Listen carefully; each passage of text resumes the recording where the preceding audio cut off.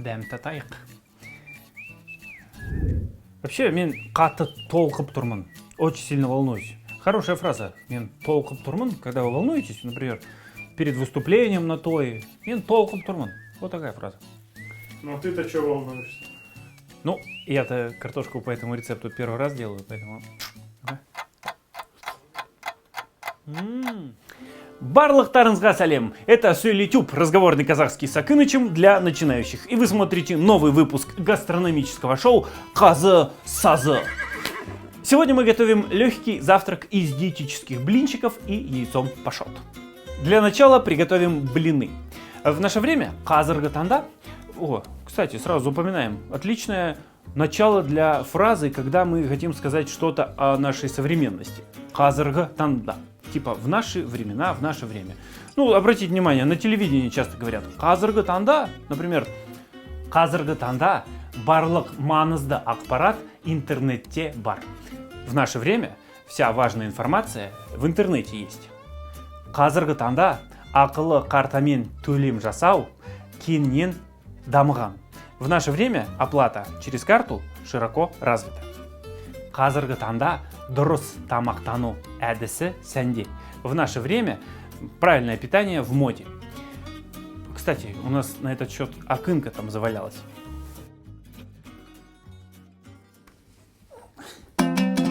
Казыргы танда в моде здоровое питание. Если так пойдет, то в народе от любимых блюд останется одно воспоминание. Поддержим тенденцию дұрыс тамақтану, правильного питания. И сегодня я поделюсь с вами рецептом блинов без глютена и казеина. Ол үшін бізге не керек? Что же нам для этого нужно? Екі жұмыртқа, қант. Ну, я советую вообще без сахара, полезнее будет. Кокос сүті, өсімдік майы, от слова өсу, расти, и күріш ұны, рисовая мука, в которой совершенно нет глютена. Но начнем с жұмыртқа. Жұмыртқа ақуыздан және сарысынан тұрады. Оно состоит из белка и желтка. Проверим, тексерейк. Ақ – это белый, белок ақуыз, сары – желтый, желток так и будет сары. Оларды ажырату керек, их нужно отделить. Я знаю 4 способа, как отделить белок от желтка. Сейчас расскажу. Первый способ – қабықпен, с помощью шкарлупы. Ну, правда, этот способ маған ұнамайды, не нравится, потому что скорлупа здесь должна быть максимально чистая, просто такая тап-таза, чистая-чистая. В смысле тап-таза? Ал, сен білмейсің бе? Это такой степень сравнения прилагательного. Чистая-чистая. Мен қазір үйретем. Есть у нас прилагательные. Они отвечают на вопрос какой, какая, какое. Например, қызыл, красный. Берем первые 2 буквы К, клонируем их, добавляем букву П и получаем қып қызыл, красный, прекрасный. Или жеңіл, легкий. Берем первые Е, клонируем их, добавляем П и получаем жеп жеңіл, легкий, прелегкий. Ну а белый-прибелый как будет? А здесь у нас вступает исключение. Белый – это ак, а белый-прибелый – аппак. Например, есть такое гигиеническое изделие, которое называется аппак-кардай. Белый-прибелый, словно снег. Переводится как белоснежка. И касательно слова синий. Синий – это көк, синий-присиний – көкпеңбек.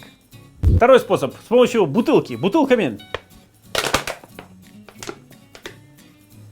Ну да, главное, чтобы бутылка не стеклянная была.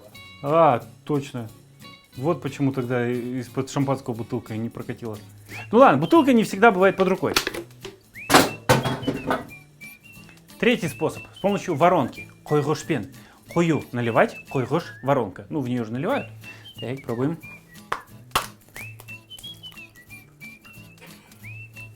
Не получилось. Поэтому я предпочитаю 4-й способ, который используют профессионалы.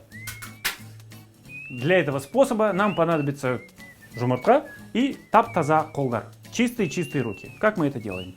Вываливаем яичко на ладошку, и и белок просачивается сквозь пальцы. Вот. Кстати, жұмыртқа это всегда жұмыртқа, они не бывают в множественном числе. То есть бір жұмыртқа, екі жұмыртқа, 20 все равно будет жұмыртқа. Никаких жұмыртқалар, ничего там. Смотри, какой сап-сары желточек получился, а? Красота. В желтки добавляем столовую ложку сахара. Кстати, ложка. Мынау ас қасық, ал мынау шай қасық. Бывает, что в гостях блюдо подадут, а ложечку забудут. И тогда можно сказать, қасық бола ма? Бауырсақ, сен не дедің?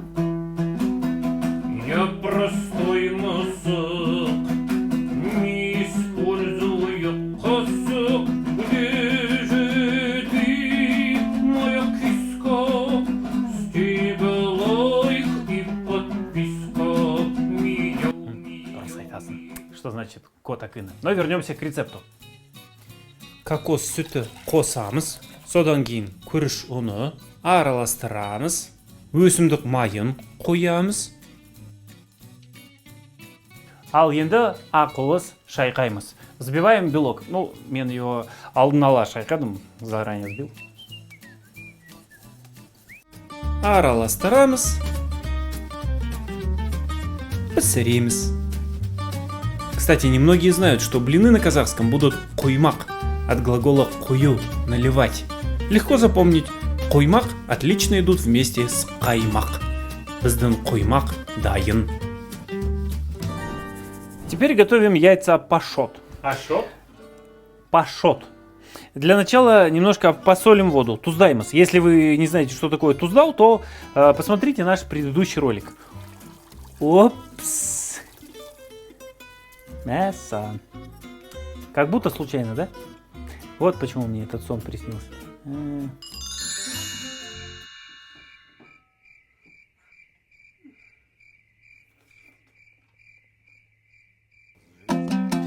Ну вот опять пересолил салат, значит жүрегінде поселился махаббат. Если не хочешь, то не верь, а сейчас марш спать и закрой дверь.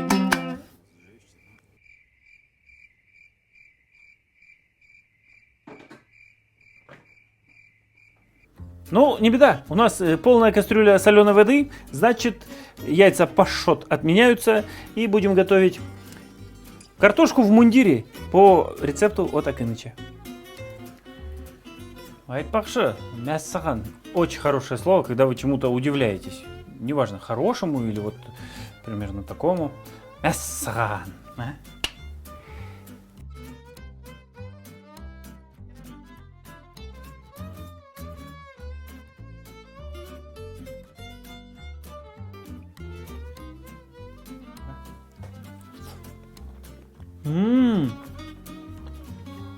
Дәмді екен. Слушайте, ну теперь мы научились делать роскошные блины, картошку, как будто запеченная.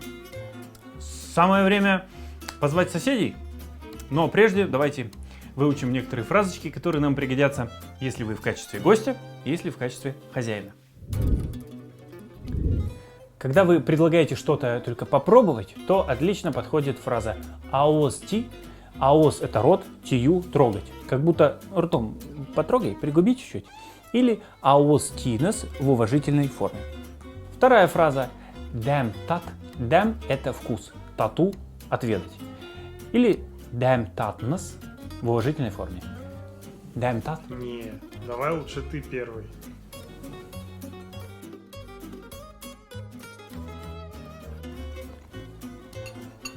Когда гость съел уже одну порцию, то следует предложить ему еще. Тогда говорим «тағы салайын ба?» Еще положу. Он, скорее всего, будет отказываться. Тогда можно его добить. Сказать «жұп болсын, тағы салайын ба?» Жұп – это пара. «Жұп болсын» – пусть будет пара. Кстати, эту фразу часто можно услышать на тое.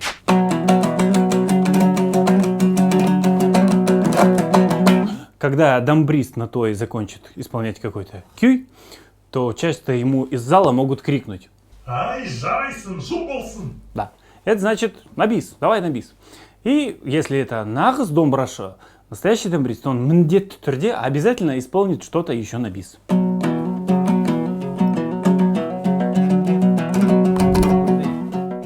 Если вы в качестве гостя и вас угощают, то следует выучить фразу, которая поблагодарит за угощение. Өте дәмді шығыпты. Очень вкусно вышло. В повседневной жизни, когда человек поел, вы можете услышать такую фразу короткую: тойдым, біттім или болды. Ну, это что-то вроде наелся, спасибо. На самом деле они несколько грубо звучат, потому что переводится как сыт по горло. Лучше выучить более интеллигентную, культурную, вежливую. Кудайға шүкір, қанағат. Слава богу, насладился, спасибо, очень вкусно.